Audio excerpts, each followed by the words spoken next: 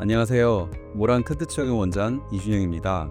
오늘은 정말 많은 분들이 겪는 증상 손저림에 대해서 말씀드리도록 하겠습니다. 진료실에서 손저림으로 오시는 분들 대부분이 이렇게 말씀하세요.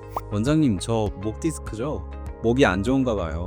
그런데 제가 항상 먼저 드리는 말이 있습니다. 손이 저리다고 해서 다 목 디스크는 아닙니다. 오히려 손목, 팔꿈치 문제인 경우도 굉장히 많습니다. 오늘은 손저림이 생겼을 때 목 문제인지, 손목 문제인지, 팔꿈치 문제인지 스스로 구별할 수 있는 기준을 알려드리고 치료가 어떻게 달라지는지까지 설명드리도록 하겠습니다.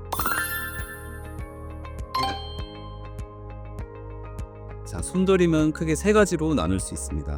첫 번째는 목에서 신경이 눌리는 경우, 즉 목 디스크입니다. 목뼈 사이 디스크가 튀어나오거나 퇴행성 변화로 신경이 자극되면 목에서 시작해 어깨, 팔, 그 다음에 손까지 저림이 내려올 수 있습니다. 두 번째는 손목에서 신경이 눌리는 경우, 대표적으로 손목 터널 증후군입니다. 손목 안쪽의 좁은 통로에서 정중신경이 눌리면 엄지, 검지, 중지 이렇게 따라서 저림이 주로 나타납니다. 세 번째는 팔꿈치에서 신경이 눌리는 경우, 대표적으로 팔꿈치 터널 증후군입니다. 팔꿈치 안쪽에 척골신경이 압박받아서 네 번째와 다섯 번째 손가락 저림, 그리고 손에 힘 빠진 팔꿈치 통증을 유발하는 질환입니다. 같은 손저림이지만 신경이 눌리는 위치가 전혀 다르기 때문에 치료 방향도 완전히 달라지게 됩니다.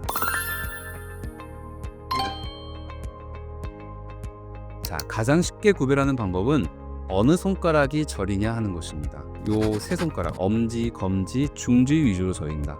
또 밤에 심하고 자다가 깬다. 손을 털면 잠깐 나아진다. 이런 경우는 손목 터널 증후군 가능성이 높습니다. 반대로 약지와 새끼손가락이 저린다. 팔꿈치 통증이 동반된다. 손 쥐는 힘이 빠진다. 이런 경우는 팔꿈치 터널 증후군 가능성이 높습니다. 마지막으로 목을 뒤로 젖히거나 오래 앉아 있을 때 또는 자려고 누울 때 팔저림이 심해진다.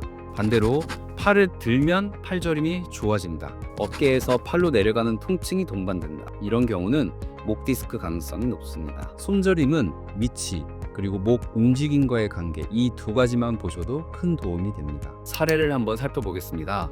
52세 여성 환자분이 몇 달째 손저림으로 고생하다 오셨습니다. 밤에 특히 심하고 자다가 깨는 날이 많았고 아침에 일어나면 손이 둔한 느낌이 들었습니다.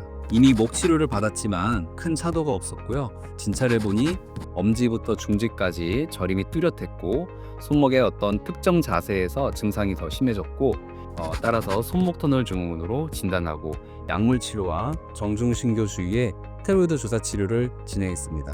다음 날부터 자다가 깨는 날 없이 손저림이 크게 호전되었습니다. 두 번째 사례는요, 하루 종일 목공일을 하시는 분이 팔꿈치 안쪽 통증과 네 번째, 다섯 번째 손가락 저림으로 오셨습니다.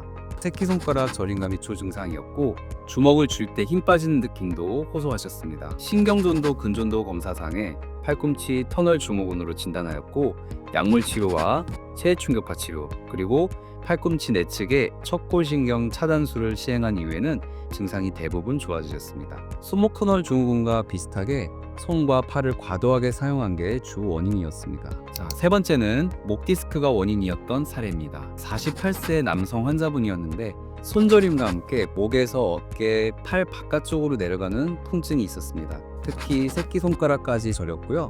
목을 뒤로 젖히면 통증이 더 심해졌습니다.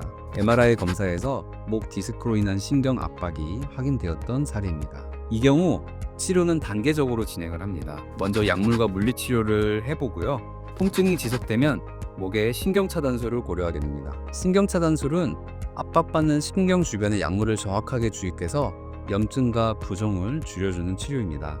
디스크를 없애는 치료가 아니라 신경이 붓고 예민해진 상태를 가라앉혀서 통증을 줄이는 게 목적입니다. 이 환자분도 신경차단술 한 이후에 팔로 내려가던 통증과 저림이 빠르게 감소했고 이후에는 자세를 교정하고 운동치료를 병행한 사례입니다.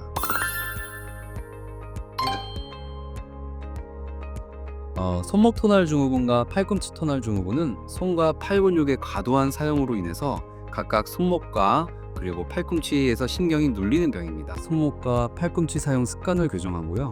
보조기 사용이나 약물 치료와 같은 보존적 치료 이후에도 증상이 지속된다면 눌린 신경 주위에 주사 치료를 고려해야 합니다. 증상이 심해서 감각이 매우 둔하거나 근육의 위축까지 생긴다면 반드시 수술을 고려해야 합니다. 목 디스크는 목에서 신경이 놀리는 질환입니다. 약물 치료와 물리 치료를 우선 해보고 통증이 지속된다면 아까 말씀드린 바와 같이 신경 차단술을 시행해야 합니다. 신경 차단술은 통증의 원인이 되는 신경을 정확히 찾아서 염증을 줄여주는 치료입니다. 통증이 줄어든 후에는 목 주변에 근육을 풀어주고 자세 교정을 하는 게 반드시 필요합니다. 도수 치료는 근육 긴장을 풀어주는 데 도움이 될 수 있지만 신경 압박이 심한 상태에서는 무리한 교정은 주의해야 합니다. 손저림이 있다고 무조건 목 디스크는 아닙니다. 엄지에서 중지까지 밤에 특히 심하게 저린다면 손목 터널 증후군 가능성이 높고요. 약지에서 새끼손가락이 주로 저리면서 팔꿈치 통증이 동반된다면 팔꿈치 터널 증후군 가능성이 높습니다.